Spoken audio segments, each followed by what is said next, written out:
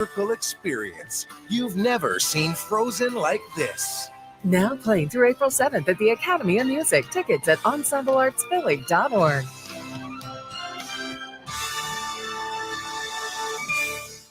Stay connected on the go with the new and improved Word Radio app. Search Word Radio in your app store. Stream every show with increased clarity. Easily access Word TV, EcoWord, and Livelihood.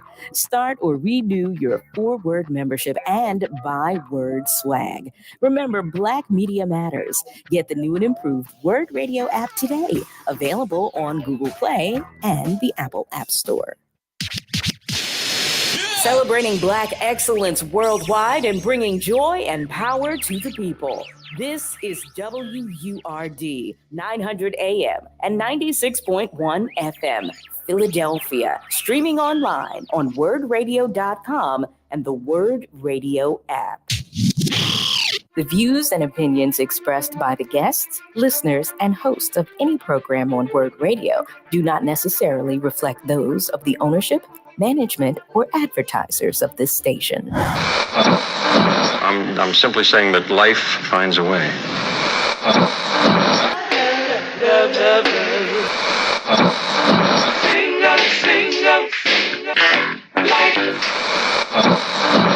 All right, people, write something on the board. Let's spell it. First letter. L. O. G. What's that? What? It's time. It's time to have real, honest, open, difficult, and inspiring conversations. It's time for Love and Life on WURD, Progressive Black Talk Media.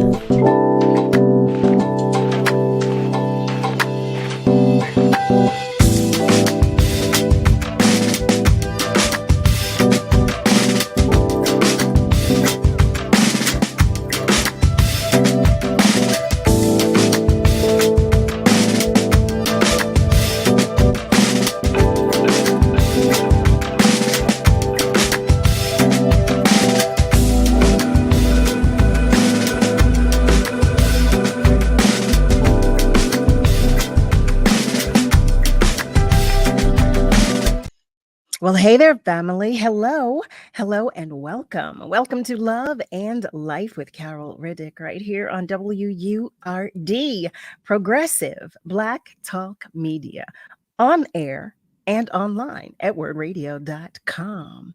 How are you today? How are you on this Friday Eve, Thursday, March 28th? It is. Do you believe it? Ooh, March came and it is just going by so quickly. I hope all is well with you and yours. I truly do. I really do.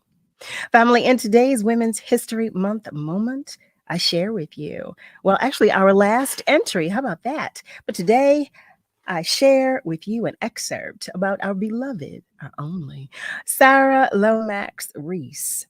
Sarah Lomax Reese is an American journalist, media executive, and entrepreneur. She is the president and CEO of Word Radio. Yes, she is. The only African-American owned talk radio station in Pennsylvania. She is the co-founder of URL Media and of the magazine Health Quest, Total Wellness for Body, Mind, and Spirit, the first nationally circulated African-American consumer health magazine in the country. She's written for the Atlanta Journal-Constitution, the Miami Herald, the Philadelphia Inquirer, Essence Magazine, and American Visions Magazine. Her essay, Black Mothers and Sons, is featured in the 2016 book, Our Black Sons Matter. Lastly, Sarah has taught communications at Oglethorpe University in Atlanta, Georgia, and a collaborative course at the University of Pennsylvania. Family, that is today's Women's History Moment. I have to share with you as well our Black History 365 moment. Today's Black History 365 moment is about the Scottsboro Boys. The Scottsboro Boys were 9 Black teenagers falsely accused in 1931 of raping 2 white women on a train and were found guilty by an all-white jury. They collectively served more than 100 years in prison. The right of Blacks to serve on juries was established by their case. Family, that's today's Black History 365 moment. I want to wish all of our love bugs who are celebrating a happy birthday. Happy birthday to you. Yes, indeed. Yes, indeed. I hope you are being celebrated in a grand way. Yes, I do. Family, if you are joining us by way of socials, let us know. Let us know. You know that Nick and I love the love any way you care to share it. You also can give us a call because we love to hear you as well. And you can do that by dialing 215-634-8065. You can even call us toll free at 1-866-361-0900. Family, you know I'm going to say it because I always do and because I care. I hope that you are feeling good and I hope that you are doing well. I truly do. But if your light is shining even just a little bit dimly, or if your heart is heavy, I want you to know on behalf of your entire tribe and village that we've got you. We are right here and you are not alone. Do you hear me? You are not alone. Oh, so family, let's keep it moving. I want to share some other things with you. Join us for the Level Up Pitch Party and Networking Mixer Tuesday, April 2nd from 4 till 9 p.m. at the beautiful Philadelphia Fiddler Club, located at 24 South 24th Street in Philadelphia. Celebrating Women's History Month in partnership with WVON Chicago and KJLH Los Angeles, we are highlighting Black women-owned businesses who are making a difference in our communities. Come on out and cheer on your favorite business as the 5 finalists vie for a chance to win the grand prize of valued, I should say. Let me be clear about that. Valued at $5,000. I got so excited. I was so excited. And while you are there, meet and greet the judges and others from various business sectors throughout our city. Family, simply visit wordradio.com/level up so you can RSVP for the event. Level Up 2024 is sponsored by Comcast, Pennsylvania Lottery, Keystone First, Bank of America, Live Casino and Hotel Philadelphia, and Pico. I've got something else to share with you as well. So, in honor of Women's History Month, during the month of March, we want you to show off just how phenomenal you truly are with Word's latest Phenomenal Women swag. I can't speak today. I don't know what's wrong with me. This is also a perfect gift for that special woman in your life. It truly is. Our latest swag features a tote bag, notebook, and a long-sleeved t-shirt. Get one or get all 3. And if you are a 4-word member, you can get these brand new items with a 25% off code. That's right, 25% off for our 4-word members. So simply join or renew right now so you can get the discount code via email. Family, remember, membership does have its privileges. Go to wordradio.com/WHM to start shopping right now. That's wordradio.com/WHM. I see some family members are checking in. I love to see you guys. I love it, love it. Malcolm is checking in. Malcolm White, that is. He shares that he is watching and listening from West Mount Airy. Well, good evening to you too, good sir. Nasir Butler, he sends peace and blessings. You know, we send them right back to you. Thank you so much for joining us. Henry Purifoy, he shares, bless you. Thank you, Henry. I so receive that. And I send that blessing to you as well. And Eric is joining us too. Hey there, Eric. Excuse me. He shares, our Lord has blessed us with another beautiful day, hasn't he? Yes, he has. Yes, he has. And Don, he's waving to everybody. He says, hey, y'all, and good evening. He's sharing some love, too. You know we receive it. That's Don Reddy. And just Rick, just Rick. All right, family, let's get started. Now, last night we had a conversation, didn't we? OMG, we talked about some things. Yes, we did. Well, guess what?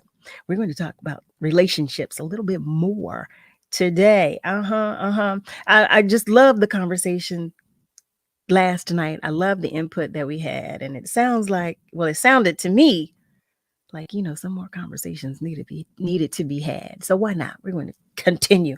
I don't know what's wrong with my mouth today. I can't talk, but y'all, look, give me a little pass today, okay? In any event, our guest in this hour, she's one of our love bugs. She's visited with us in the past. I know once you see her, you're going to say, oh, yeah, we remember.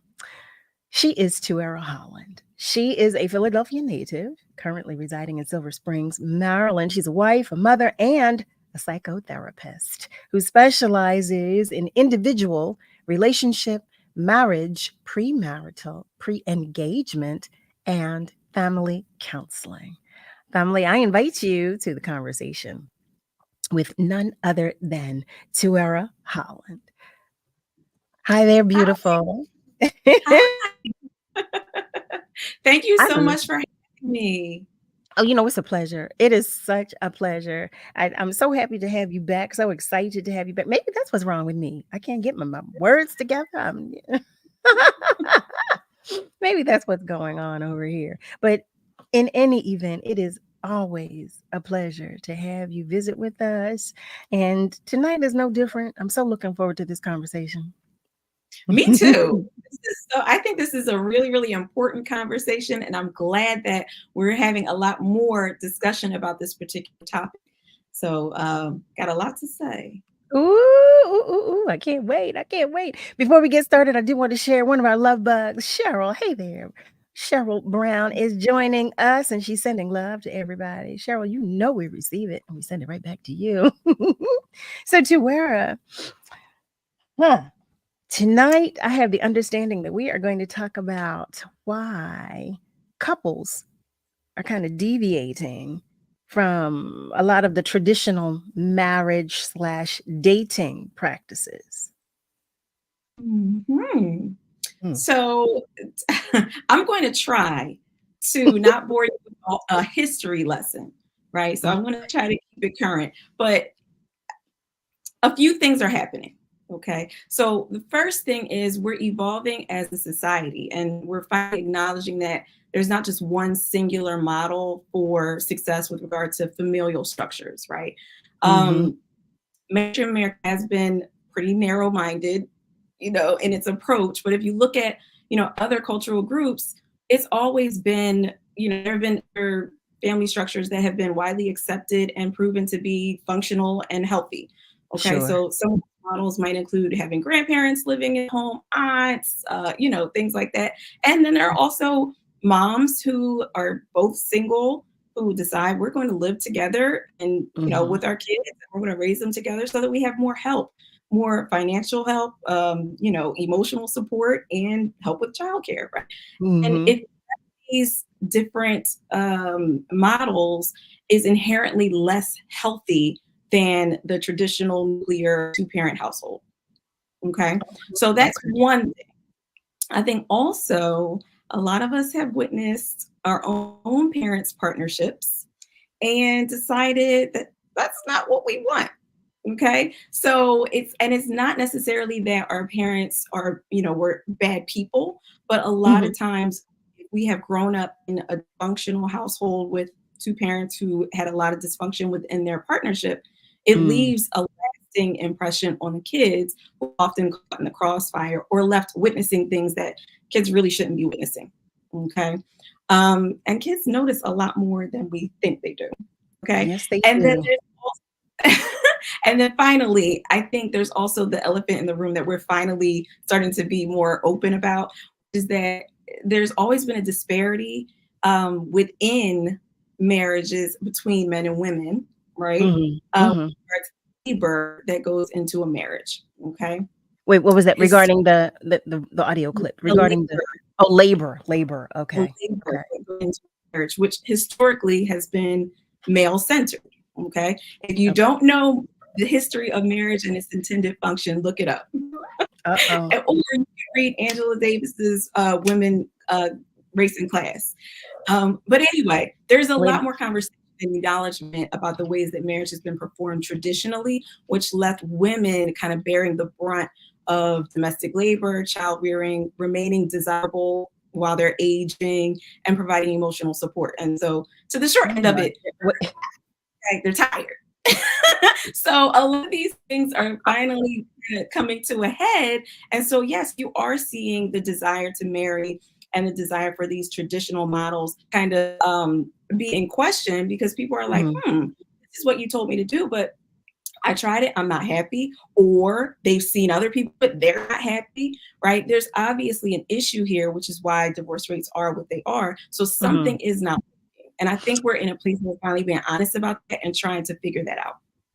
You said so much, so much. The first thing, though, well, thank you for that. How about that? But the first thing that I want to ask you about was you were sharing about the reason that marriage, and I may jack this all up. So please help me. I'm asking for your help. Did you say the reason that marriage was created? Was that what it?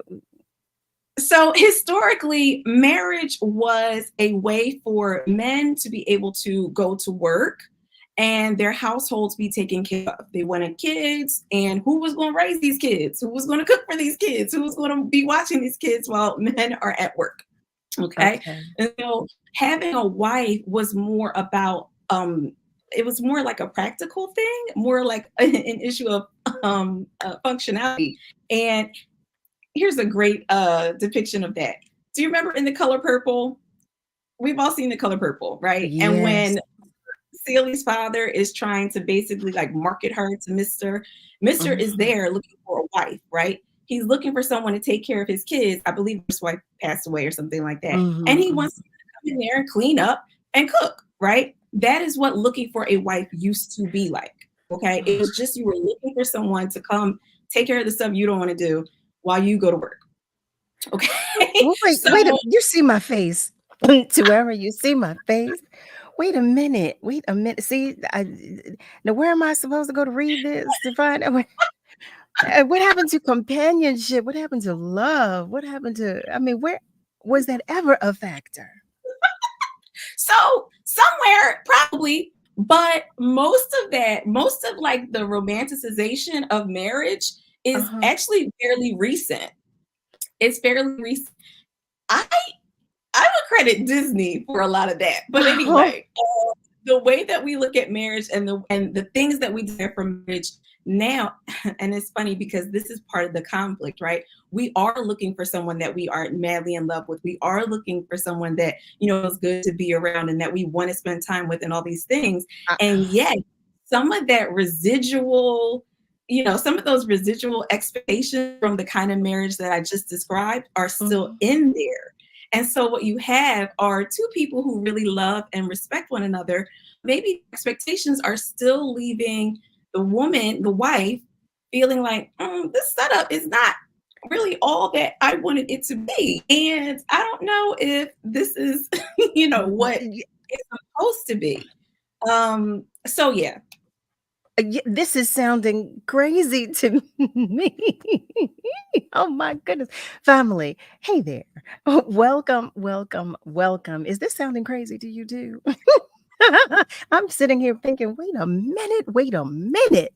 In any event, welcome to Love and Life with Carol Riddick right here on WURD. In this hour, we are joined with our love bug, Tuera Holland, and she is sharing. She is sharing, okay? She's sharing some information that quite honestly has me just saying, huh? Huh? So what I do want to, well, see, Don received that. He said, indeed, this is sounding crazy, right, Don? Don Reddy said, this is sounding crazy to me. I overstand. Cheryl is saying, thank you for joining us. Thank you so much for joining us, family. You see, I can't get myself together. She said, so basically, marriage was a business proposition. more so than anything else. It was primarily created as a business proposition and not so much as for any other reason. Well, remember, and it's interesting that you say a business, because even if you look back in a biblical context, right? A lot of women married for survival. Like, women did not have a way to protect themselves. They did not have a way to, barter. They didn't have. So when a woman would become widowed, somebody else would have to marry her so that she wouldn't essentially like starve, right? And even in United States history, there were times that women, with the exception of Black women who have always worked, but we're talking about an American context. So there were times that women in the United States could not work. Okay. And so they had to be married in order to survive. Okay. So the idea of being married as a thing that is like an option, a choice, was not always there. Okay. And it really wasn't that long ago. But but the way that we tend to think about it, and right now, is so it's worlds apart from where we started. Okay, so I can understand why some of this might be like, oh, that's ugly. It is ugly. It was ugly. And so yes, we have evolved in some ways, but now we're evolving some more, right? We talked. It just sounds so harsh. I'm sorry to interject. It just sounds so harsh. It just sounds so. It just sounds harsh. What I want to do is take a pause right here, though, because it's time for us to take a short commercial break. However, know that the phone lines are still open, and feel free to continue to comment on our socials. As a matter of fact, when we come back, we'll go to the phone lines, and then Tuera will continue explaining to us when we come back. So stay with us, because we're coming right back. Join us for the Level Up Pitch Party and Networking Mixer, Tuesday, April 2nd at the Fittler Club, celebrating Women's History Month in partnership with WVON Chicago and KJLH Los Angeles. We are highlighting Black women-owned businesses who are making a difference in our communities. Come out and cheer on your favorite business as the 5 finalists vie for a chance to win the grand prize valued at $5,000. And while you're there, meet and greet the judges and others from various business sectors throughout the city. Visit wordradio.com/level up and RSVP to the event. Level Up 2024 is brought to you by Comcast, the Pennsylvania Lottery, Keystone First, and Bank of America. Don't settle for bumps, ingrowns, and itch due to dry skin. Try Venus for pubic hair and skin, the razor and regimen specifically designed for your pubic area. Featuring a razor with patent irritation defense bar and skin care regimen that is dermatologist and gynecologist tested. Venus helps protect your pubic skin from shave irritation. Discover the full regimen of products at GilletteVenus.com.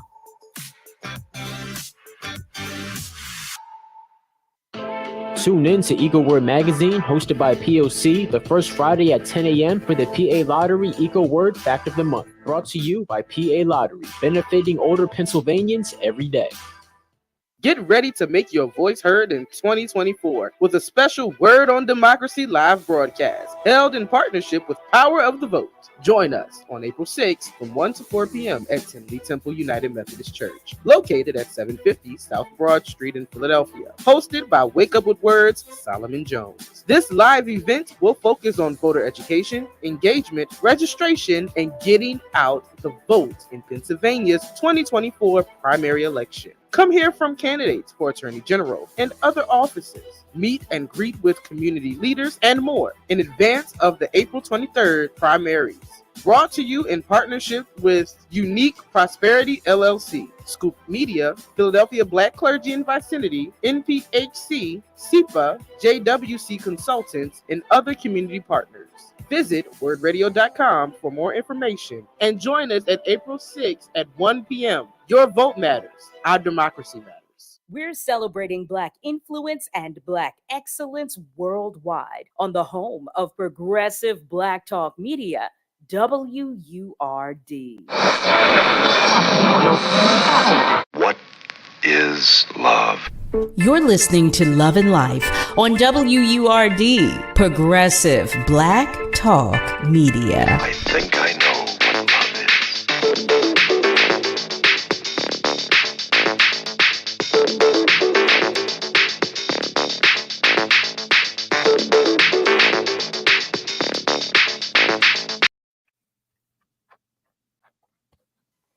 Well, hey there, hey there, hey there, hey there, family. Welcome back. Welcome back. You are tuned in to Love and Life with Carol Riddick right here on WURD. We are talking with Tuera Holland in this hour, and we're talking about a lot, okay? We're talking about a lot.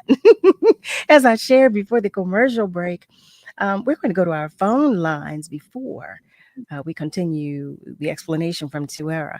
I believe our beloved Miss Audrey is calling. Are you still there, Miss Audrey? I'm still here. And peace and love to you, beloved, and to your guests and to the listening audience as well. I was on hold, so I didn't get your guest name, but I certainly did learn a lot about Sarah Lomax Reese. I didn't know all that, so I'm definitely going to listen to this live broadcast. I can write all that down. What? I didn't know all that.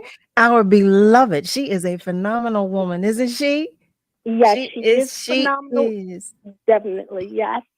And shout out to Kayla. Didn't get a chance to call in because we all have one call, and I'm totally understanding that, not having a problem with that. Celebrating her anniversary this week. Yes. Right. She has. I forgot. I texted her. I forgot to say. See that? See, that's why you got to write things down. Yeah, exactly. And marriage. That seems to be the topic of the line. Well, on my mind today was Mr. and Mrs. Mosley. Now, this came about, Carol, and guess your guest name, Carol. Tuera Holland. Tuera Holland. How about that? One of my favorite teachers was Mr. Holland. He told me, he said, Julie, you have a big voice. You should use it for good. some sort of way that he phrased that. But here I am because I spoke to you about Mr. Riddick and how he always had that smile and how everybody loved our coach. Anyhow. So Mr. and Mrs. Mosley, they came to my mind because I read that there is a realtor, another real estate, something or another going on at the YWCA. Mr. and Mrs. Mosley was a military couple, and I say was because they're no longer living, however, upholding and remembering all that is good about them. And Mrs. Mosley used to make sure she participated in everything concerning how do we WCA open. She had the membership for the swimming club, et cetera, et cetera. And what I'm hearing now is that, there's another controversy of what they want to do with it, et cetera. And I'm thinking that Carol and Miss Holland, Mrs. Holland, if this is your married name, is that one thing we don't do. When we talk about all this restructuring, et cetera, we don't go to those archives and remember those people whom, through their blood, their sweat, their tears, et cetera, their campaigning to make sure that the doors remain open and that everyone could participate in whatever it was that was coming from that particular historical place. And so I would like to see in Philadelphia more of when we went back to the roll call or index file or what have you, we found that these were the people who really struggled to maintain the historical aspects of this place. And all this part about what they want to do with it, include that when we go out to vote. Because it's always a question that you can include when you're talking about here's who we want to be our next mayor. And thank you, Madam Sherelle, Mayor Parker. I do love the budget and I love everything that you have put out there. And actually the things that you have put out there, you left enough room to say, let's mitigate this. And people out there, don't be such a way that you want to say, oh, just forget about that. No, because they're good, solid, strong ideas. And this is why I think, Carol, lastly, that we need to have that open mic where it is, hello, Harrisburg. That rolling down the hill, we let them know we got the power in Philadelphia. Now, speaking of marriage, Mumia Abu Jamal, he and his wife, I'm not exactly sure of the date and time, but I'm sure he's going through something just as well as his family is, and all families at all whom have struggled and peaceably march. Never destruction on Harrisburg, never any destruction in Philadelphia or wherever across our nation, to say that there is enough evidences that say that the appeals, in this instance, the appeals should have been adhered to. But those little clicks, such as the annoying click in South Carolina, where it is that they have already said there's something wrong with that mapping, people. You want to make sure that and they say you have to be correct depending on what era and time it was. We colored folks, we black folks, we black, brown, and red folks, what have you, we are to be able to go to that poll and make our vote count. It is not to be in accordance to what they wanted it to be, because this is how they want things to be in a continuum. They don't want for us to get and maintain our rights that we have died for. So that's what I needed to say today. I thank you so much. And all of this that I'm feeling in my heart is I believe me, I'm keeping it in prayer. And I know that Allah is the last word in everything. Even when we close our eyes and we make that transition from this life, Allah is the one that says that, and I say the Lord, because I can say the Lord and still say that I am a believer, and say this as well, that all that we have been through, understand, people, that it has not been for naught. And the Scottsboro brothers, you mentioning that, I don't know why I want to say this, but I'm going to say it. When those brothers in New York, who Mr. DJT said, no, they're guilty, where the attorneys, either out of fear, whatever the point of that process was, those brothers came through. One brother works is a council elected by the people, and they are making a difference in the lives of others because they are doing it in the lane of law and lawful. Yes. And so those brothers in Mississippi and Alabama and all those other places, and those married couples who had to be separated because they looked at one another and said, Lord, we're going through too much. I'm not going to be able to make it because they're not allowing for both of us to have an income. And then they break us up under that divide of, we know what's best for you. No, you don't. No, you don't. They need to stop it. Thank you, Carol. Miss Audrey, I can't thank you enough. I cannot thank you enough for everything that you just said. I could not have said it better. I do want to add, when you were sharing about voting and about adding additional requests and information, we've got to do better with our health care. We have got to do better with our health care as well. So in addition to everything Miss Audrey just shared, I want to ask that we make a notation about healthcare as well. We already know where we stand in the healthcare system, but things have got to change. Things have got to change, and we need to make our voices heard. They need to be heard clearly and loudly. Miss Audrey, thank you once again. I do want to go to our socials for one moment. We were talking, for those of you family that have just joined us, let me share.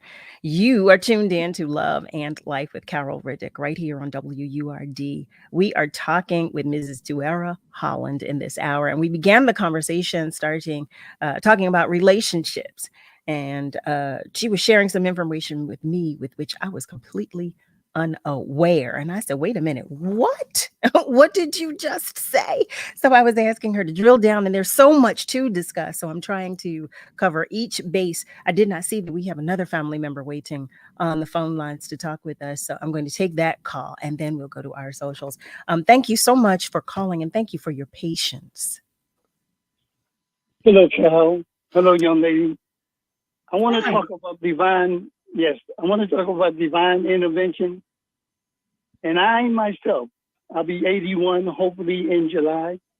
And I've had an encounter through listening with a faceless person. And because of it, I have had a lot of ladies to tell me a lot of things in my 81 years of living. But this one, when I heard this voice, never seen the face, never seen the structure of body or materialistic things that one had possessed. I didn't know this person. But because what I heard, time after time, compassion. And in my 81 years of living, I have never asked a female what I'm about to say out of my face. When I heard this person, I said to them, to the unlearned man, mercy, show me mercy. And the reason I say that, ma'am, what I'm talking about, I'm not talking hanky-panky. I have many gals, all that stuff. This individual, when I heard her cry for a man that had a stroke, Mr. J, and he was committed to his metamorphosis. He knew the family, and she stopped. And he was, because when you have those type of disabilities, it can be a little slow putting your words together. And this person said to him, she said was saying something to him, and as he was gathering his thought to express, he gulped. And he said to the person that was speaking with him, he said, thank you for those inspiring words. And I say this in my life, I don't come with foolishness. I never disrespect any woman. I never did it, never will. I don't talk inappropriate. I do not give gifts to try to make some impression. It's only a gift of token of appreciation that happened to be a tangible. But this person have changed my way and given me comfort. For showing me mercy. And I'll be forever grateful. I never said, and I said on this radio, then they came on the radio, they said, my family listen at this station. I would never say nothing, whether they listen and they're not inappropriate. People can think what they want. Anytime that I was a victim of something, I won't mention that. And this person was able to pick it up and then apply that with the unlearned man. What a gift. That's a person I ask God from this life to eternally. Thank you. Thank you so much, Ron. Thank you, as always, for your vulnerability, for your transparency, and for pouring into us positively. We appreciate you more than I can express. Just thank you so much. Family, welcome. For those of you who have just joined us, we are tuned in.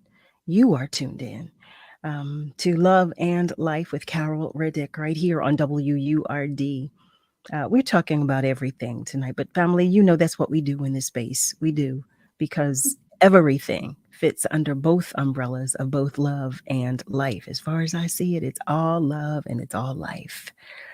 So we are talking about everything. Yes, we are. Yes, we are. Before we go to commercial break, I do want to recognize and acknowledge some of our family members have commented. Willie, hi, our beloved Willie Matthew Williams. Thank you so much for joining us. He shares, hello, Love and Life family and friends. Let's all send Patti LaBelle and her band some love. She lost her tour manager, Joe Falcone. Sending my condolences to her and the band. Oh my gosh. Willie, thank you for letting me know. We are sending our love and condolences to the entire Patti LaBelle band and family, and to you as well, Willie. Thank you for letting us know. Craig is sharing good evening, everyone. I've got to tell you, this conversation doesn't really resonate with me at all, huh? I imagine that comment was to the conversation we were having about marriage and the relationships, but correct me if I'm wrong, Craig, because I want to know. I want to be sure exactly to what you are referring, but I believe that was it. Eric shares good evening to Tuera Holland. Welcome to the WURD platform. I've noticed many couples from the 1930s up to the 60s actually married out of convenience, security, and in many cases, love. But many men and women weren't educated fully back then. They dated, got married, had kids, and made the best of it. Nowadays, men and women have a checklist in order to plan a future. I've seen that. I want to talk about that as well when we come back from this commercial break. Family, stay with us because, we've got so much to talk about. Stay with us. We're coming right back. In your journey back to work, we understand the barriers you may face. We have a solution to bridge that gap. No matter your background, PA CareerLink staff are here to provide personalized assistance and help you thrive. Take the first step towards a new chapter in your career journey with PA CareerLink. Visit pacareerlink.pa.gov or your local PA CareerLink office today. Paid for with Pennsylvania taxpayer dollars. Tune in every Saturday at 4 p.m. for the Did You Know Show with host Bryant Green, right here on WURD 96.1 FM and 900 AM. March is Women's History Month, and Word Radio celebrates Black women in education. Ruth J. Simmons is a highly accomplished educator who holds a PhD in Romance Languages and Literature from Harvard University. She served in various faculty and administrative positions at prestigious universities before securing a position as president of Smith College, president and professor of Comparative Literature and Africana Studies at Brown, and most recently, president of Prairie View A&M. Ms. Simmons is the recipient of many awards, including the 2001 President's Award from the United Negro College Fund, the 2002 Fulbright Lifetime Achievement Medal, the 2004 Eleanor Roosevelt Val Kill Medal, the Foreign Policy Association Medal, and the Centennial Medal from Harvard University. Ruth Simmons is the definition of Black excellence, and WURD salutes you. This Women's History Month vignette was brought to you by Comcast, Keystone First, Bank of America, and the Pennsylvania Lottery. Long nose, what's the word, boy? What's the word? What's the word? WURD, Progressive Black Talk Media. You're listening to Love and Life with Carol Riddick on WURD, Progressive Black Talk Media.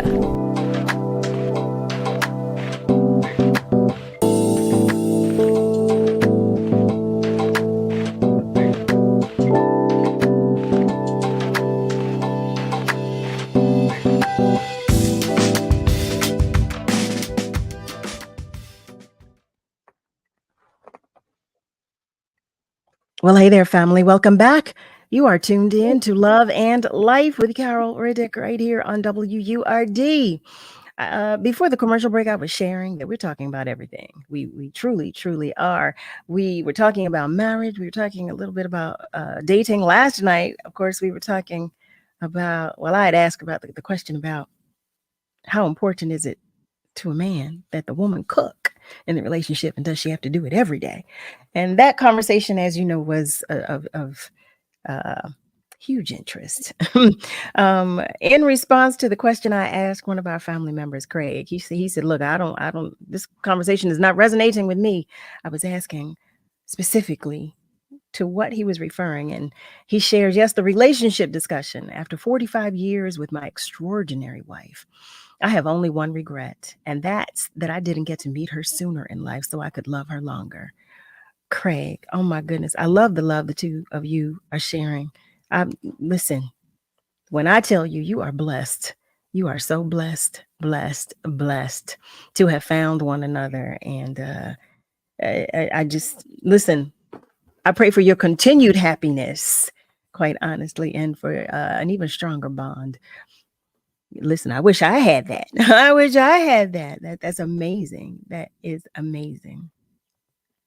Tuera, I stopped you from sharing with us because you were talking about marriages and how I made the comment. I said, so wait, is this a business? Was this set up to be a business deal or what, what have you?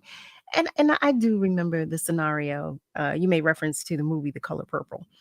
And I do remember, those scenarios and things alike. But, it just takes the love out of marriage for me. And I'm a romantic. I am a romantic. I'm a diehard romantic.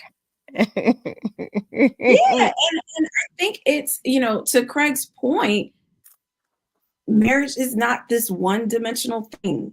There are wonderful, loving, healthy marriages out there. It's a wonderful thing that he could not relate to the history that I was describing. I'm in a marriage, I can't relate to the history that I'm describing either, and I'm grateful for that. So I don't expect it to be something that, at current day, we're all like, oh yeah, that feels right. That feels, because we've kind of, evolved beyond that for the most part. So yeah, there's still so much to kind of that we're grappling with, and it's going to continue to evolve. And if you think about marriage in the history of it, we haven't even been consistent in the American context who's able to get married, right? So, Black people were not always legally able to get married. Queer folks, we're still back and forth on that, right? So I just think it's important to, when I'm saying all of this, not because I want people to feel jaded about marriage in general, but I think it's always important to understand the historical context of the thing so that you can understand why we're experiencing some of the things current day that we are. You're seeing these shifts because of the historical context. So it's not that marriage is this horrible, horrible thing 100% of the time, but I think it's important to note that marriage is not inherently better than not being married either. So when you say that the couples of today are moving away from the traditional dating or marriage practices, in what way do you mean, or in what ways? In many ways, yes. In many ways, you have couples who are navigating their home lives in a more equitable way. You are seeing more help with, I shouldn't say help because it's really just adulting, right? But you are seeing millennial fathers, I believe, are, statistically, we're seeing them spend like 3 times more time with their children than their fathers did, right? So we're seeing men show up differently with regard to child rearing and, and cleaning, cooking. Think about it. Women have been working for some time now. So it needed to happen that women are not expected to, take on all of these things at home while going to work as well. That is literally 2 jobs. Okay. So things shift in order to be functional. And also because you just don't want to have a partner feeling like they're a servant either, right? You want your partner to feel, since we're talking about love and we're talking about romance and we're talking about all those things, the warm and fuzzy things, you're not going to have too much warm and fuzzy if one person is feeling like a maid and a cook, right? When they want to feel like a partner, they want to feel like a wife, feel cherished, right? So I think that things have evolved in that way. And we're going to see them continue to evolve because the world around us is changing. It wasn't before, we didn't need 2 incomes because things were much more affordable. Now, you pretty much, if you can swing it on one income, that's great for you, but that is not the average American experience. And so, now we're seeing that both adults household are having to earn an income, and then boom, you see fast food, you see restaurants, you see daycare. These industries were not even a thing before because all of these, cooking, child rearing, those things were assigned to the woman of the house. So it wasn't until women started working that those industries really boomed. It's essentially outsourcing the things that women were at home doing for free. So it is not about, marriage being this bad thing, but this is the history that we're working with and that we're still healing from in a lot of ways. And we have to be able to acknowledge that and really sit with those ugly truths if we're going to show up in an honest way with our partners. So you made reference at the beginning of the conversation of about you talked about like single parent households. Would you say, in your opinion, would you say in some ways having a single parent household is better than a two parent household? It really depends. It really Okay. depends.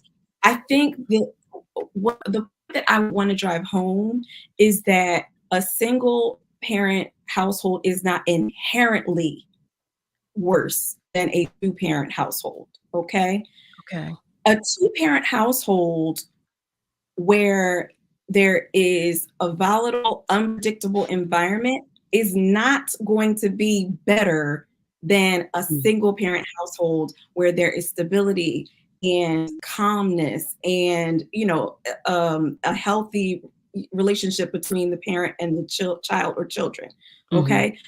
A two parent household where the child is experiencing violence, or if both parents, I'm sorry, if the parents' relationship with one another is hostile and full of disrespect and turmoil, that is not the healthy environment that we are, trying to provide for our children.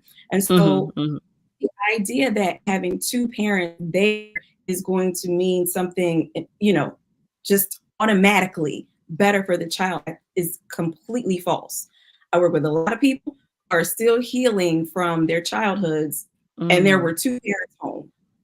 So I think that is a myth that we have to kind of figure out why we are holding on to that. Now, somebody might say, well, financially, if there's one person and there's one income, they may struggle financially, maybe, and maybe not. Every two parent household is not financially, well off. And every single parent household is not living in the poverty, below the poverty line. So I think we have to stop making so many assumptions and acknowledge that there are more important factors when we're talking about a functional and healthy environment for a child than if the parents are living together and married. That's a great point. Thank you for that. Thank you for that. So I'll go a little further. I'll widen the net and ask, do you think it's or believe it's healthy for some people to intentionally want to be a single parent? So I don't think it's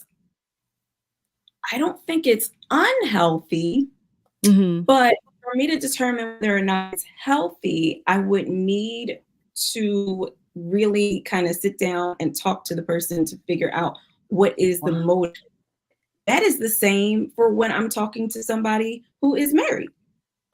Everybody who wants children is not necessarily going to do that for what might be considered a healthy reason. Okay. And if the proof isn't already, obvious, we have lots of people who are parents who really did not want to be parents. Have this way of kind of assuming that this is one of the natural steps in your life. It is something that is 100% necessary. And if you are not doing this thing, getting married, having kids, something wrong with you. And we have to get away from that, because the ones who suffer the most are the kids. You're to check off, one of your life events, and now you have these kids and you realize, oh, there's a whole lot that goes into keeping these kids safe, happy, and healthy. Yes, there's so much of a whole lot. And not just, food, clothing. No, but what about your internal work? Right. What about you dealing with your trauma so that you're not perpetuating generational trauma, right? Exactly. So I think that with anybody, when they're, kind of describing what it is that they want, if kids are involved, I'm always looking for them to kind of break down what they think that experience is going to be like and why that's something that's important to them. I'm not saying that it shouldn't be, but you want to know why. What are the driving factors? And that's whether you're single or not. What are the driving factors? Are you looking to have this child because you want someone to love you unconditionally? Are you looking to have this child because you think it's going to bump you up because now you have the status of mother in this society? Are you looking for this child because you think it'd be cute to post you and the child and have on Instagram? And you would be surprised Yes, sometimes those are the answers. It just seems like this is what I should be doing. Oh my goodness. What? Oh my goodness. No, Tuera. Oh my goodness. Well, I mean, that was a lot. That was a lot. Family. First of all, I did not realize that the hour went by so quickly. Tuera, I'm going to ask if would you mind staying with us just a little longer? If you have to go, I certainly understand. But would you mind staying with us just a little longer, if that's okay with you? I am here as long as you need me. Yay! Yay! Oh, that's so glad to know that. Family, listen, our beloved Dr. Z will not be with us this evening, but so since Tuera has so graciously agreed to stay with us a little longer, we're going to talk about some more things in this next hour when we come back from our commercial break. Stay with us because we're coming right back.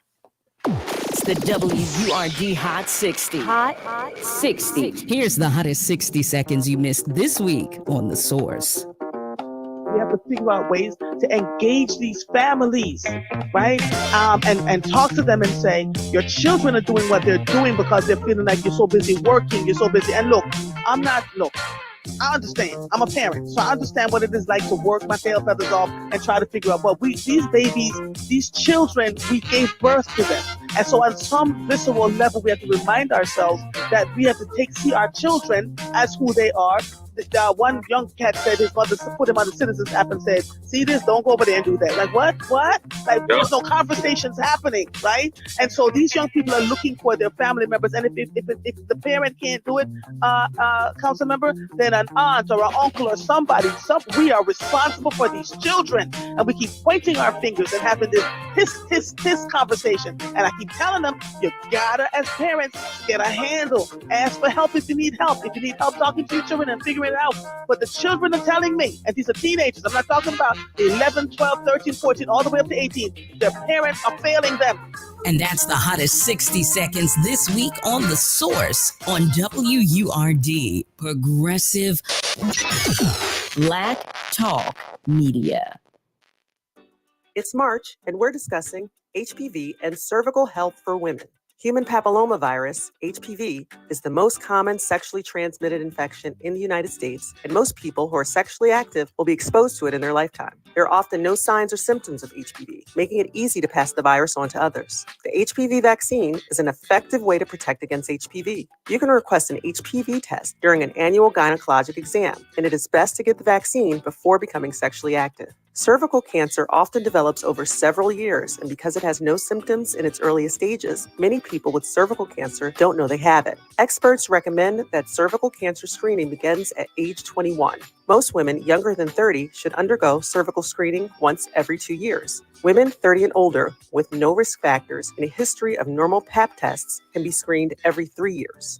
The goal of regular cervical cancer screenings is to help detect abnormal cell growth in the cervix early, even before you may notice symptoms. When performed regularly, every year, or as your gynecologist recommends, pelvic exams, Pap test screenings, and HPV testing can detect cervical cancer in its early stages. A Pap test examines cells scraped from the cervix during a pelvic exam. Pap tests screen for precancers and cancer, but do not offer the final diagnosis. It is important to check with your care team or doctor to learn when to get screened for cervical cancer. To learn the latest on HPV and cervical cancer, visit pennmedicine.org.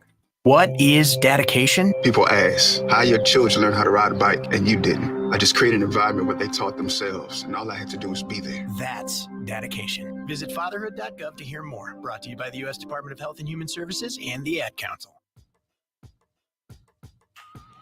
In honor of Women's History Month, during March, we want you to show off just how phenomenal you truly are with Word's latest Phenomenal Woman swag. This is also the perfect gift for that special woman in your life. Our latest swag features a tote bag, notebook, and a long sleeve t-shirt. Get one or get all three. And guess what? If you're a 4-Word member, then you get these brand new items with a 25% off code. That's right, 25% off for our 4-Word members. Join or renew to get your discount code via email. Remember, membership has its privileges. Go to wordradio.com/WHM to start shopping now. That's wordradio.com/WHM. We are the home of progressive Black Talk Media. This is WURD 900 AM and 96.1 FM, Philadelphia. Streaming online on wordradio.com and the Word Radio app.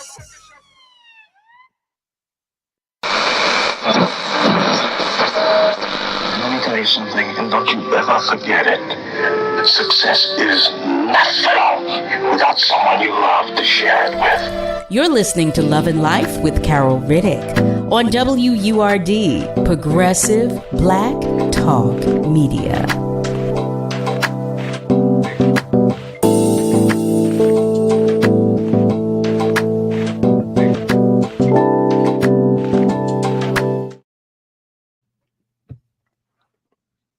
And we are back. Welcome to the top of the second hour of Love and Life with Carol Riddick right here on WURD, Progressive Black Talk Media, on air and online at wordradio.com. We've been talking with our guest this evening, Tuera Holland. In the first hour, we talked about, I'm just going to keep saying it. We talked about everything under both umbrellas of love and life, and we broke down some things as it pertains to relationships. I'm going to go to our socials for just one moment. Eric has a comment. He shares, I believe you can have stability in both situations. However, if you are in a two-parent household that ends in some sort of separation, divorce, death, etc., the result is here you are. In a single-parent situation, whatever the outcome, it takes dedication, perseverance, and unconditional love. How about that? And that's to your point. You were saying that, it just depends on the variable. It just depends on the variables and the individuals involved and the reasons surrounding the circumstance. I was thinking, as you were talking, I was just imagining different scenarios. And so my thought is, what do you feel about those? I know we're talking about marriage, but on another point, I guess I'll ask. Some people would rather be in long-term relationships as opposed to being married. What would you say are some of the pros and cons of that scenario? Ooh, so when I think about pros and cons, honestly, it's really not that different, but it allows you a little bit more room in terms of deciding what your relationship is going to look like, because there isn't a definition for it, right? If you are going to be in a long-term relationship with someone, obviously you don't have to live with them. I mean, you don't really have to live with someone when you're married, but usually that's part of the expectation, right? You don't have to conjoin your finances. You don't have to change your name if you are, doing the whole traditional thing. There are certain things that you really can kind of opt out of if you are just going to do a long-term partnership. And I don't think that one is inherently better than the other one. I think if you're going to do that, you want to remember to examine lots of different situations, right? Let's say the person that you are wanting to do this long-term partnership with, God forbid something happens, they become medically incapacitated. You are not going to be considered next of kin. I mean, I guess it kind of depends on the state, because some states there is common law, but that gets a little dicey, and I'm a lawyer, so I'm not even going to get into it. But, usually you are not going to be considered next of kin.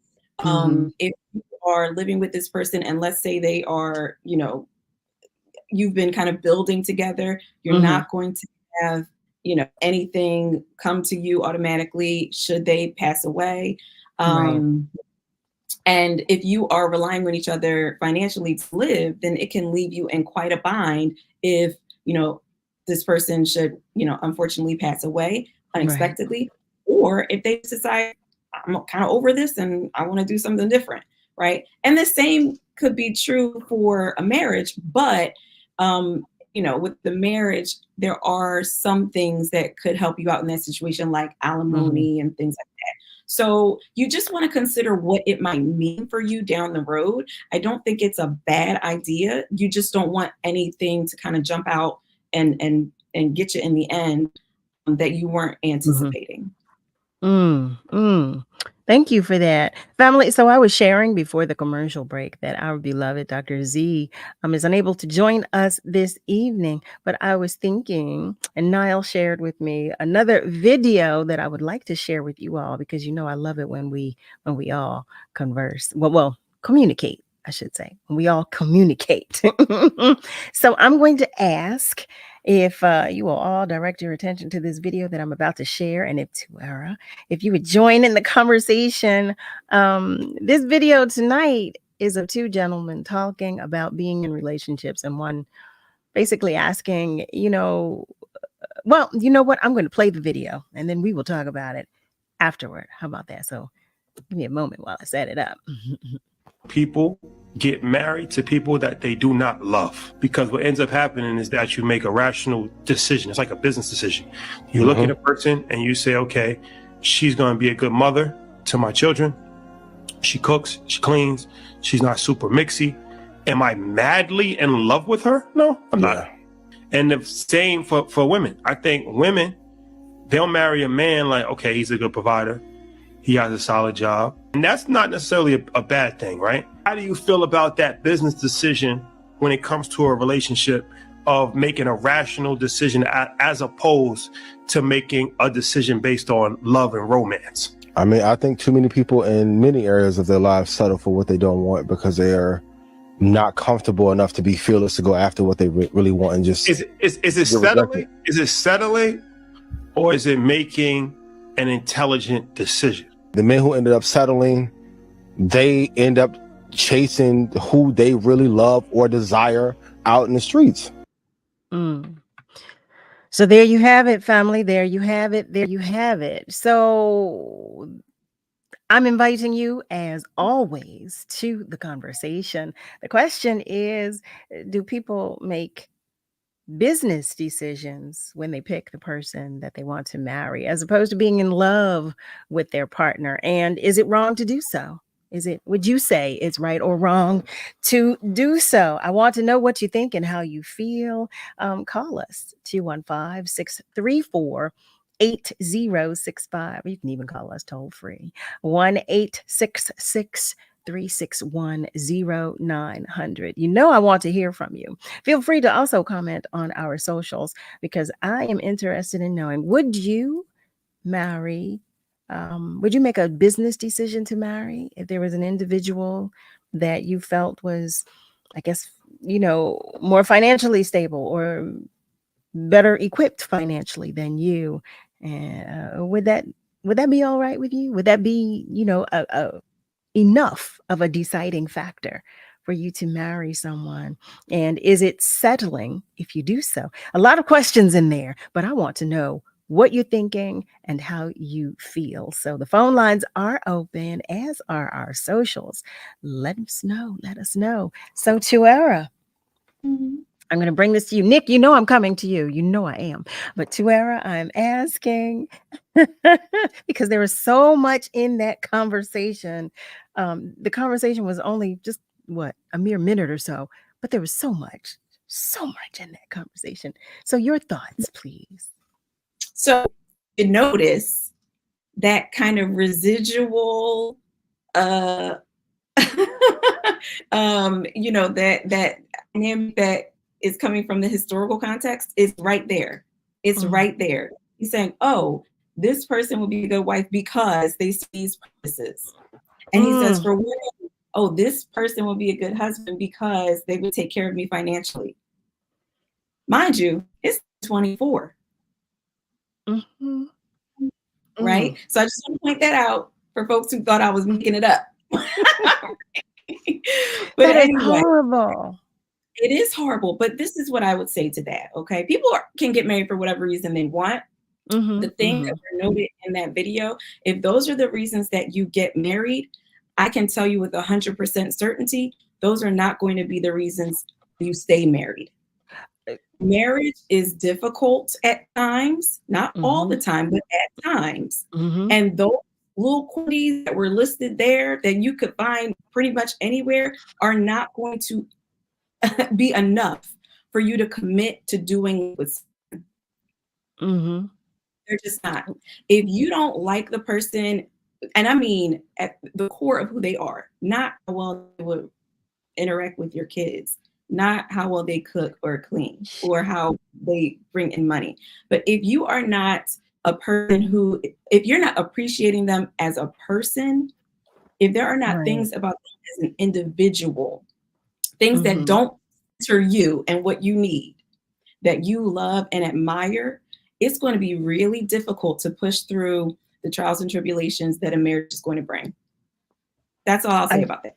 Yeah, I'm in agreement with that. I am in agreement with that. Nick, you know I'm coming your way. We were talking so much last night that I didn't ask you how important to you having a woman in your life that can cook is, and if that's a determining factor. But here we are with another question tonight. So I've got a lot of questions for you. Listen, listen, I do tell you though, Nick, if you don't want to participate in the conversation, I'm all right with that. I'm all right with that. But I'm asking, since we're in the space and we're just talking about things. And you can feel free to ask me anything you want to know either, because you all know. I tell you. But Nick, I'm coming your way. So first, I'm going to go to the question that I did not ask last night. Is it important for you to have a woman in your life that can cook? Hey, Carol. Hey, Nick. Yeah, I thought I answered this, but I must have answered it in my head yesterday. Maybe. But it's not the most important thing in the world to me. Okay. For the most part, because I'm single at the moment, and I've been living this kind of single lifestyle for a while. I look, I don't feel like cooking when I get home. Mhm. You know, I'll just grab something out the microwave or whatever. If she does, hey, you're gonna be doing me a big favor, because I can't be eating out all the time and this and that.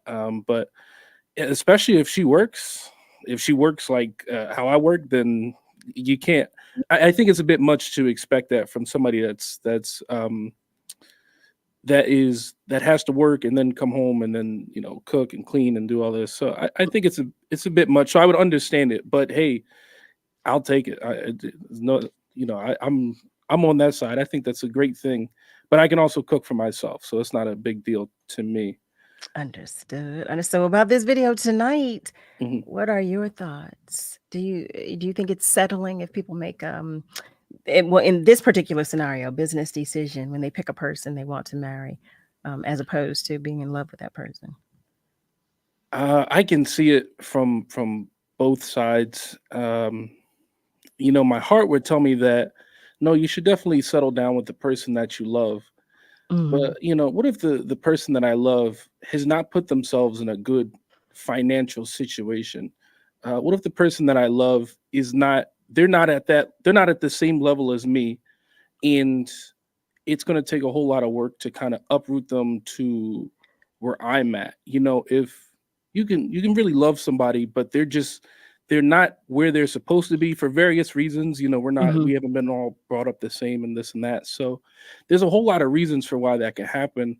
And I can't knock somebody for going, I love this person, but right now just isn't the time. And they just decide to settle. It's so up to the individual though. Agreed. In Agreed. every situation is really going to be unique. I remember a story about it was a woman and she really loved this guy. I think it was a high school sweetheart or something like that. But he was a great guy. She said whenever they got together, they always had fun and this and that. But he was a recovering addict, and more often than not, he couldn't keep himself together. Mm. And she's like, I loved him, but that lifestyle was just too unstable. And it's like you can't keep waiting for this person to do the right thing.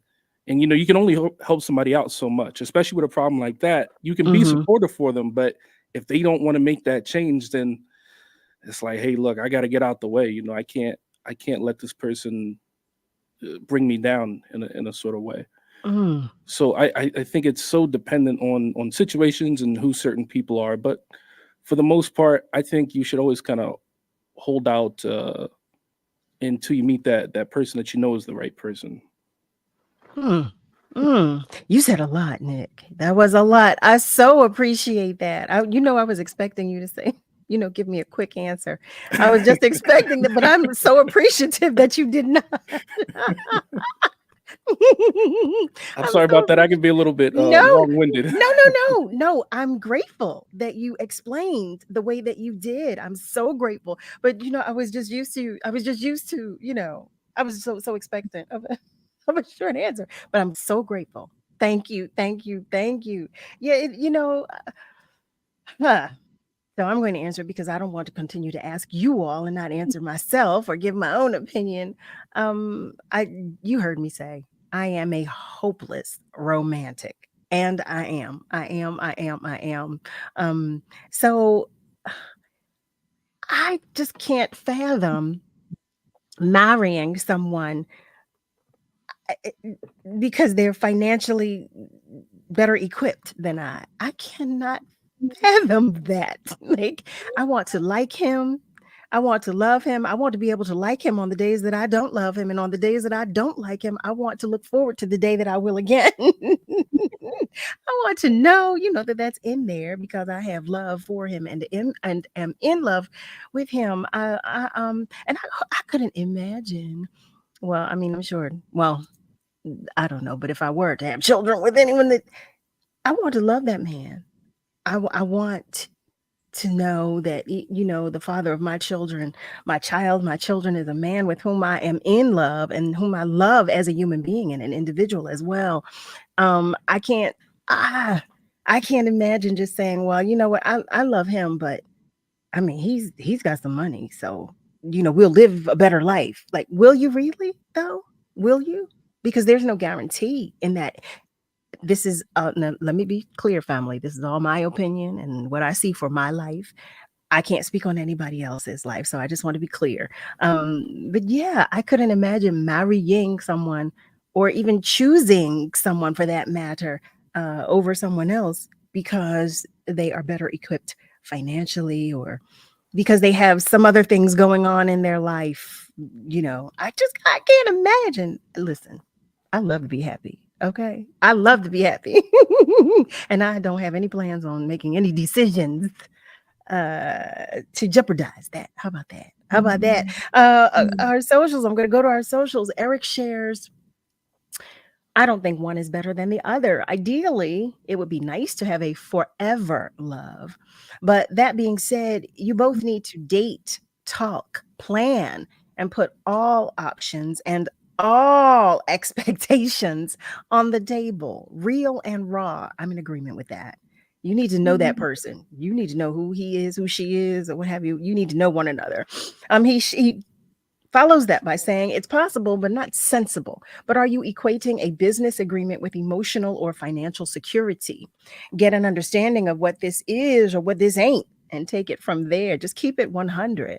You better, because 100 always shows up, whether you're there or not. 100 always shows up. And our beloved Joanne, she asks, does their business decision include them being able to see other people outside of the marriage? Oh, now see, y'all heard me say I don't share. So now I don't share. I don't share. Okay. She follows that with marriage is hard enough as it is. Who wants to be around someone who really doesn't, who you really don't love? Also, who wants someone you don't love to have your children? Exactly. And Malcolm shares, same here. I can't see myself marrying a woman I don't love. Yeah, I can't. I just cannot fathom. And don't misunderstand me, family. If you are that individual that says, yeah, I mean, this is right up my alley. This is it. I am not judging you. I'm not knocking it. I'm just sharing what I prefer for me. What I know will work for me. That's all I'm saying. I am in no way saying to you, well, you're crazy. Whatever. No, what you want for you is what you want for you. So with that being said, I would love to be a fly on the wall in those premarital sessions because I need to know what are the answers, what is being worked on. Whew. Those sessions would probably be very entertaining. What is the agreement, right? Like what? So what are we doing here? I'm going to take a moment to go to our phone line. James is calling in. James, thank you so much for joining the conversation and welcome. Oh, good evening, ladies. Good evening. I would like to say that my personal opinion, that you meet somebody, you're feeling each other, fast forward, you get married, put away the egos on both sides. Love each other, make love, and have fun. You know. I know that's right. I know that's right. So James. It's So an even playing field. 50. mhm. It's not about being cheap or nothing like that. Even playing field. You do for me, I'm gonna do for you. I Mhm. love you. On both sides. See. Make love, have fun.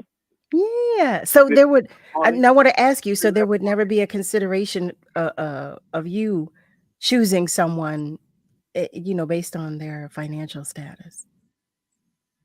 It's facts. Okay. Okay, he said facts. Period. Okay. There was no ellipsis. I love y'all.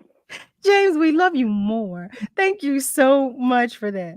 Oh my goodness, James had facts. There was a period behind that I heard loudly. It was bolded and italicized. Okay. There was no ellipsis, family. There was when James speaks, he speaks with infinality. Okay. That's what it is.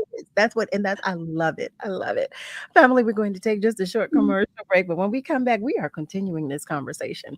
So feel free to give us a call or continue to comment on our socials. We take it either way. Stay with us. We'll be right back. Join us for the Level Up Pitch Party and Networking Mixer, Tuesday, April 2nd at the Fittler Club, celebrating Women's History Month in partnership with WVON Chicago and KJLH Los Angeles. We are highlighting Black women-owned businesses who are making a difference in our communities. Come out and cheer on your favorite business as the 5 finalists vie for a chance to win the grand prize valued at $5,000. And while you're there, meet and greet the judges and others from various business sectors throughout the city. Visit wordradio.com/level up and RSVP to the event. Level Up 2024 is brought to you by Comcast, the Pennsylvania Lottery, Keystone First, and Bank of America.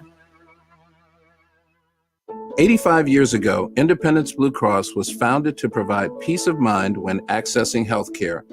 Our first members were employees of Independence Hall. We started where our country started. I'm Greg Devins, CEO of Independence, thanking you for making us the leading health insurer in the region and the only health plan you need to know. Our promise for the last 85 years and the next 85 is to deliver the quality healthcare coverage you and your families deserve. Children are the greatest joy and our best hope for a better future. Friends, they are the future. But did you know that millions of kids right here in our own backyard are facing hunger every day? Without healthy food, it's harder to grow, to thrive, to feel their best. The impact when children don't have enough to eat is tremendous because when you're hungry and your basic needs aren't being met, you cannot learn. Every child deserves to be fed. This is a problem we know how to solve. Food is not just food. It's energy, health, confidence, hope, and even love. Yes, love. Breakfast in the classroom contributes to kids being more focused, which leads to higher grades and simply just their well-being. Thank you! Learn more about how No Kid Hungry is helping end child hunger in America at helpnokidhungry.org. Tune in to Cafe Mocha every Sunday from 8 p.m. to 10 p.m. Cafe Mocha is radio from a woman's perspective. Check out the flavor from the hosts, comedian and actress Lonnie Love, hip-hop legend Yo-Yo, and broadcast veteran Angelique Perrin as they bring their point of view to today's issues, social commentary, celebrity interviews, and self-help advice wrapped and a soundtrack of urban contemporary music. That's Cafe Mocha, Sundays at 8 p.m. only on WURD, Progressive Black Talk Media. We're celebrating Black influence and Black excellence worldwide on the home of Progressive Black Talk Media, WURD. What is love? You're listening to Love and Life on WURD, Progressive Black Talk Media. I think I know what love is.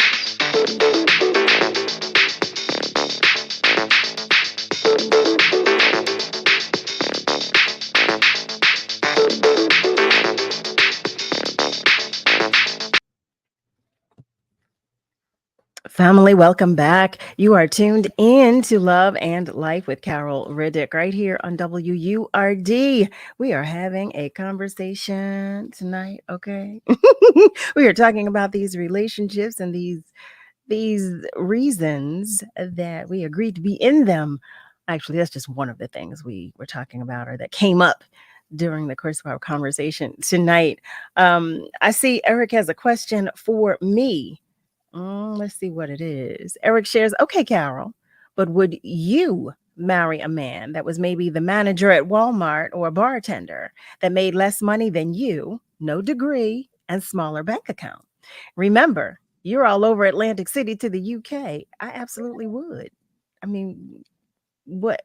I would. Is that why wouldn't I? Why wouldn't I? Why wouldn't I? Why wouldn't I marry the manager at Walmart or a guy who's a bartender? Why wouldn't I? Why wouldn't I? Yeah, there'd have to be some other variables in there to make me say absolutely not, because that just can't be it. I mean, I want to know who he is. I want to know that man. I want to know all. First of all, I'm a Scorpio. We want to know everything.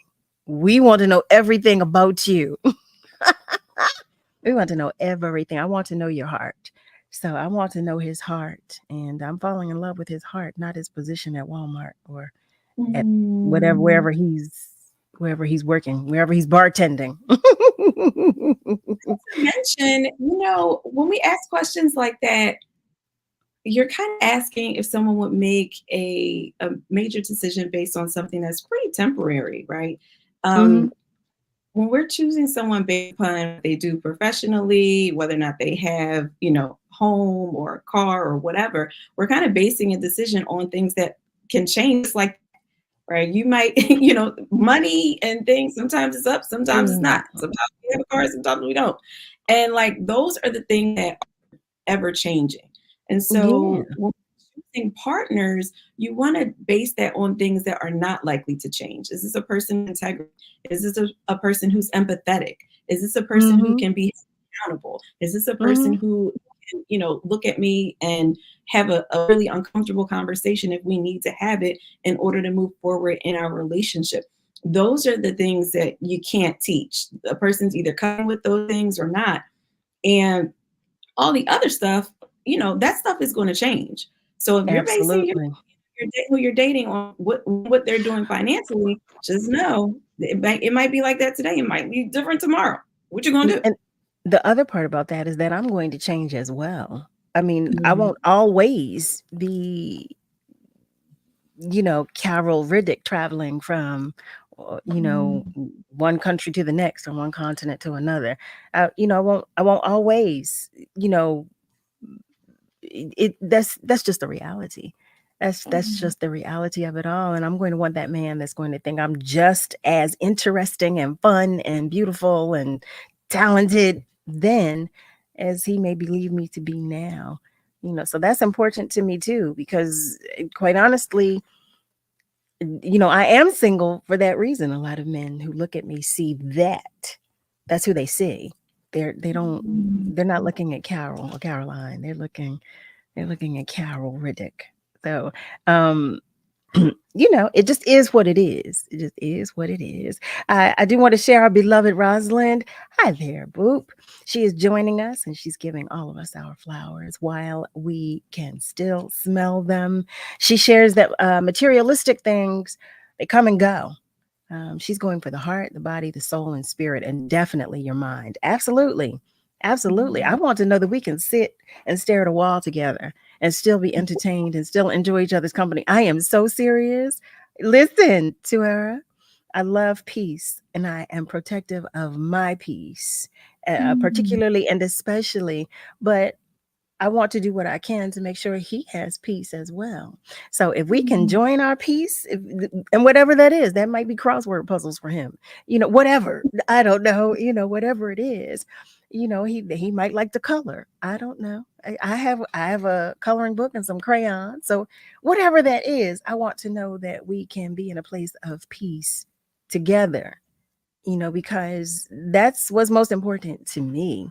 One of the things that is most important, I should say, because him respecting me and how he treats me and him being able to communicate with me, talk with me, and let me in.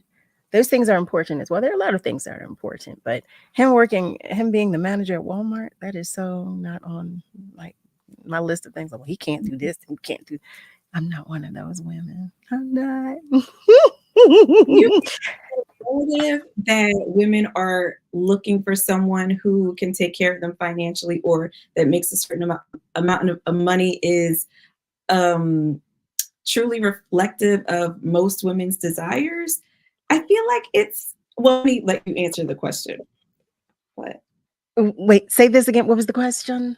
Do you feel like that narrative of, that women are looking for someone to take care of them financially, by and large, that is in general what we are seeking, in general, something that's really, really high up on our list with regard to when we're dating? Do you think that that's accurate? And do you often get that assumption when, you're out meeting people? Are they assuming that you don't?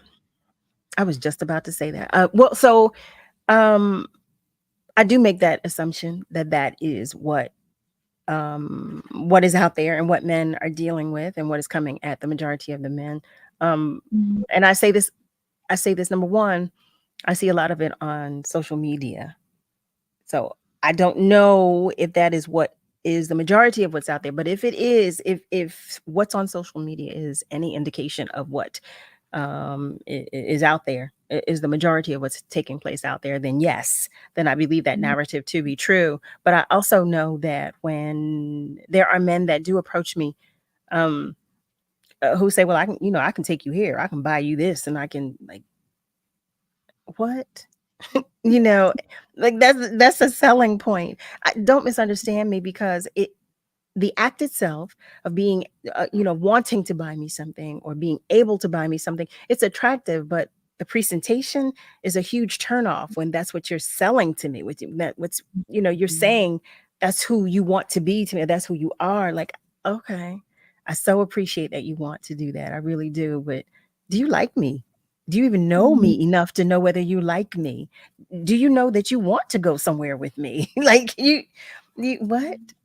Can we spend an entire day together and be comfortable in one another's presence? Even if we're not saying anything, would you be content with that? Would you?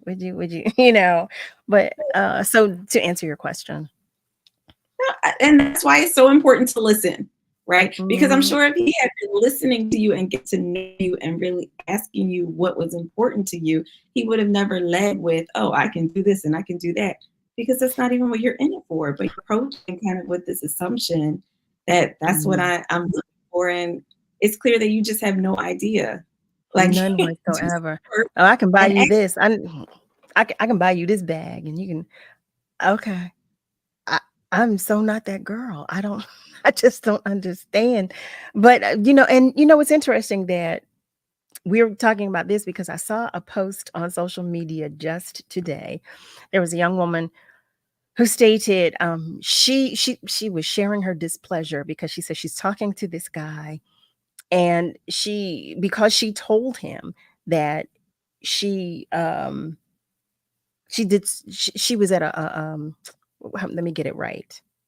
That she went to a homeless shelter and to serve some individuals. She did some service at a homeless shelter that he thought it would be a good idea to take her on a first date so that they could do that together. I thought that was wonderful. I thought it was amazing. She was so turned off. She was so turned off. She said he completely missed the mark. What made him think I would want to. But I thought that was so thoughtful. I thought, oh my goodness, he listened. He heard her. He saw her. I see. And that's something I would love. I would love. But I said, wow.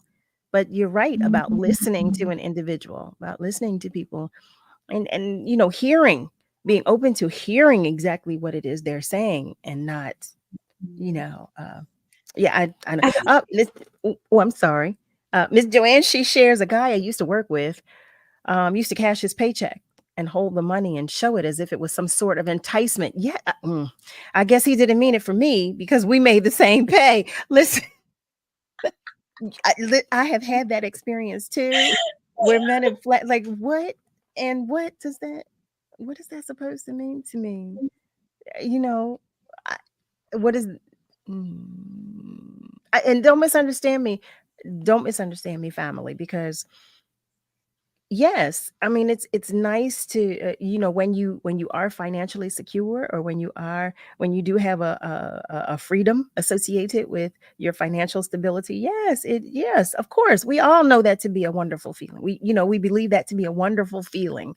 Yes, but money is not everything, and money can't buy you everything. It's most certainly can't buy me everything. And I the man in my life, I want him to like me. I want to like him, and that's separate and apart from loving me and me loving him and being in love with one another. So I want all three of those things, which is probably why I am single. but Hey, Carol, can Tuera, I cut in? please, Nick, please. Yeah, I just want to give a little bit of the male perspective, the bit that I can actually speak on. And I think that for a lot of men, we get caught up in the idea of I have to be a provider.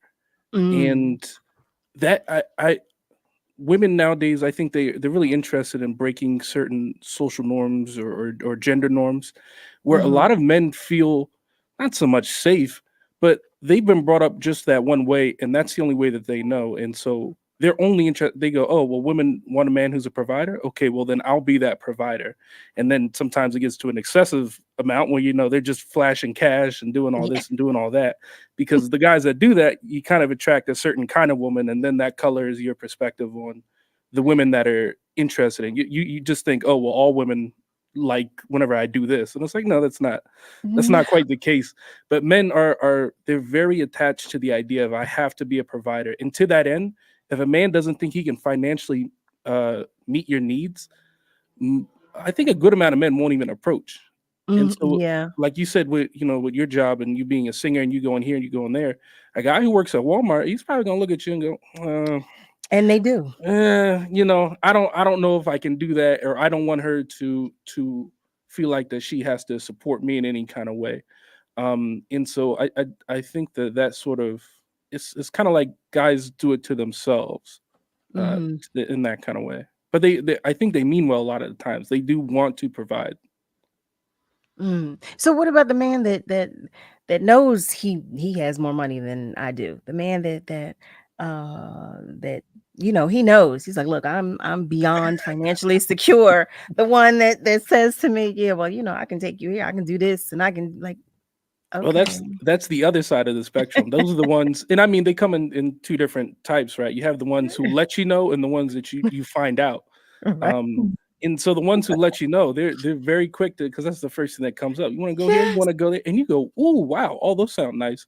But for those kinds of men, they kind of think that they can buy you. Yeah. Yes, they do. They do. Yeah. Oh my goodness, and it's so insulting. They They don't don't know that realize. though. They think that that's what all women are interested in. And to that end, on social media, I think you find that there's a lot more women talking about this is what I want a man to do, this and that, and he needs to drive this and he needs to do that. And while not all women are like that, I would say a majority aren't. Those are the ones that the guys hear and they go, oh, okay. So if I can't do this, if I can't do that, then I, just move on. Which is so disheartening. It really is. It really is, because like you said, the guy who is the manager at Walmart, he won't approach me. He won't.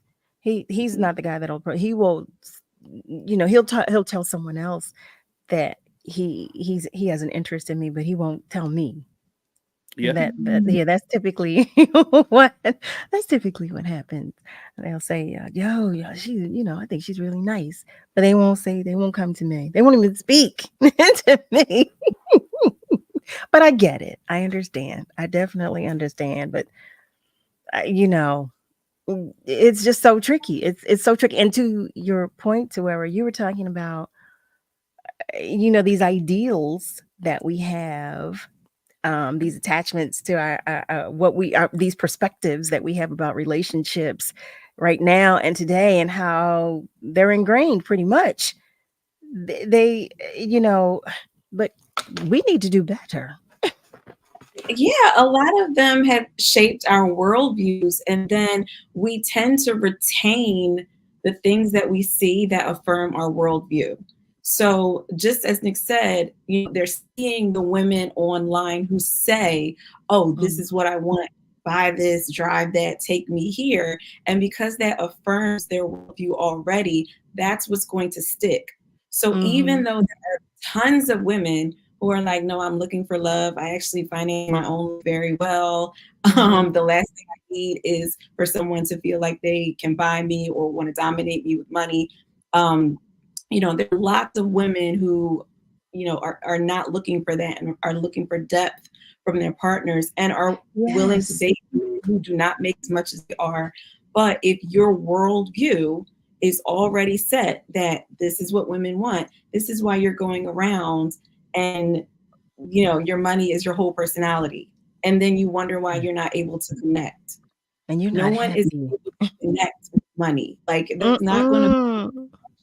You're going to attract the very thing that you're saying you don't want. You're saying that everyone, you're posting cash and all of your material things online. What do you think you're going to attract? So it's just like, it's more that kind of self-fulfilling prophecy. Tuera, thank you for that. Family, it's time for another commercial break. Stay with us because we are coming right back.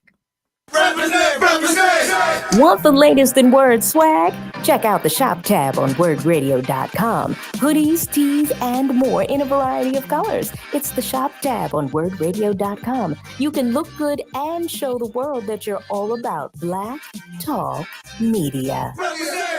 In your journey back to work, we understand the barriers you may face. We have a solution to bridge that gap. No matter your background, PA CareerLink staff are here to provide personalized assistance and help you thrive. Take the first step towards a new chapter in your career journey with PA CareerLink. Visit pacareerlink.pa.gov or your local PA CareerLink office today. Paid for with Pennsylvania taxpayer dollars. We see the urgent threat of climate change every day. Tornadoes in Texas, drought in Europe, typhoons in the Philippines. But what don't we see? How the climate crisis hits vulnerable people the hardest, women and girls. That's why CARE helps the world's most marginalized people build resiliency and fight for a more just and sustainable world. You can help. Learn more at care.org/climate. For a weekly dose of sports news and history, tune in to the Chris Murray Report, Saturdays at 11 a.m. only on WURD, Progressive Black Talk Media. Long nose, what's the word, boy? What's the word? What's the word? WURD, Progressive Black Talk Media.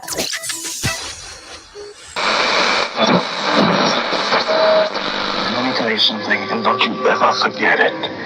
Success is nothing without someone you love to share it with. You're listening to Love and Life with Carol Riddick on WURD, Progressive Black Talk Talk Media.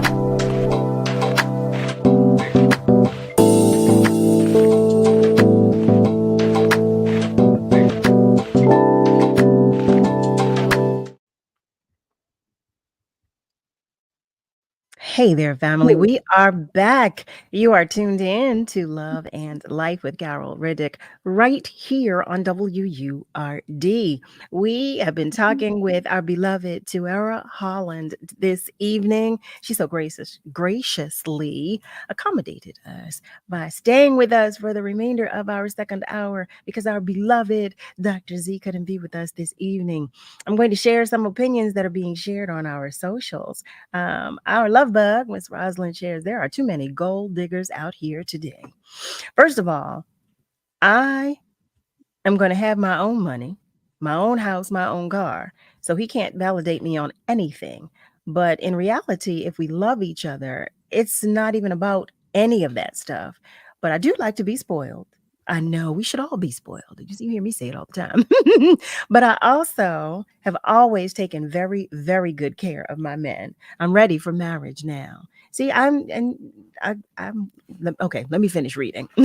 Rowena, our beloved Rowena shares. Hi there, Rowena. She shares, good evening, everybody. Carol, everything you said. I am alone with how you feel about meaning and dating someone, not for materials or money, not judging. That's my take. That's why I'm single. See, I know it. I know it. And Eric shares, women are not Barbie dolls nor possessions. That is a fantasy. And by the way, Barbie had more worldly possessions than the average man anyway. So just lead with love. How about that? Of course, we found that out in the movie, didn't we? Oh my goodness. Our beloved Rosalind, she follows up her comment, excuse me, by saying, and that's why you have so many broken families today, because they're looking for a dollar and not love, and they're not building families and relationships. I can't stand these women out here, and men are gold diggers. They make me sick. And the children are the ones that suffer. Yeah. So our beloved Joanne follows up by saying, do more women listen to their mothers about men, and how much of an impact do mothers make on their sons concerning women? That's a good question. That's a good question. That's a good question. That's a good question. We're going to go back to that. Eric asks, well, he shares excellent points to Era. If that's the way you react, that is what you're going to attract. Absolutely. Our beloved Ms. Viola is joining us. I'm all over the place. Our beloved Viola. Hi, Ms. Viola. She shares a hello with everybody. And Malcolm shares, it's rough out here nowadays. Plus, I don't have any money. We can still afford a dinner date. I know that's right. I know that's right. And Eric said, Ms. Rosalind, you need to write a book. You gotta love Ms. Rosalind. I want to go back to Ms. Viola shares, look, 44 years married to Frank Ramsey Gray. And I love it. I love it. I love it. I love it. Who was it? It was Ms. Joanne. There she is, our beloved Joanne. She asks, do more women listen to their mothers about men, and how much of an impact do mothers make on their sons concerning women? Now, I'm going to tell you, because how about I was on social media for maybe, it had to have been all of 5 minutes today. 2 of the 10 things I saw have an impact on tonight's conversation. I saw a post. They were showing Odell Beckham and his mother. Did you see that by any chance? Okay, there was a post. Odell Beckham had taken his mother to a Drake concert. Yeah. And his mother, she had on a little jacket, but she had on a sheer top, and it was very revealing. And so people were asking, well, wait, what? This is how she goes out with her son, or this is, blah, blah, blah. And it made me think of the question you just asked, because that brought me to the visual that I saw. And I don't know what kind of conversations they have. I have no idea, so I'm not going to pretend to know. But it did make me think, because, he and his mother would hang. And the pictures, because at first I was thinking, who is this? Because they were, having a wonderful time, as they should, their mother and son. but the relationship looked more like they were friends, BFFs. They were hanging, and they were hanging all over each other and just laughing. And again, that's okay. If that's what it is, that's what it is. But that question about whether men are listening to their mothers, it made me think. So it's really difficult to answer that question in terms of like, are they listening or are they learning subconsciously and internalizing and normalizing things that they've seen or heard from their mothers, right? Listening implies some intention, like, and that in order to do that, usually there has to be a certain level of respect and admiration, right? That's what it takes to listen to someone. But you can normalize and internalize something from someone you do not want to be like. And that's why sometimes we internalize and normalize things that are dysfunctional. Okay. So I'm not sure what the what specific behaviors are being referred to in the question, but if you're kind of wondering if men are influenced in their romantic, in navigating their romantic lives by things that their mothers have done, then I would argue probably, most likely, and the same would be true for women as well. We grow up with certain dynamics, and we do tend to normalize those things.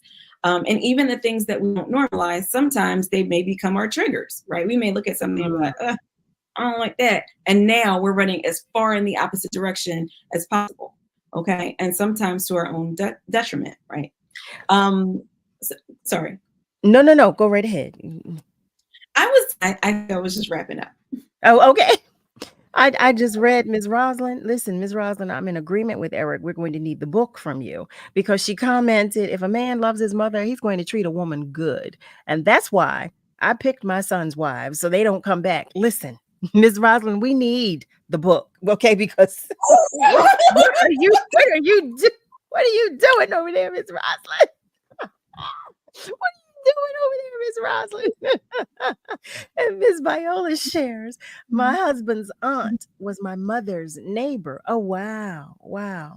Rowena shares, some of my girlfriends say men feel intimidated by me. They feel rejections if asked out on a date.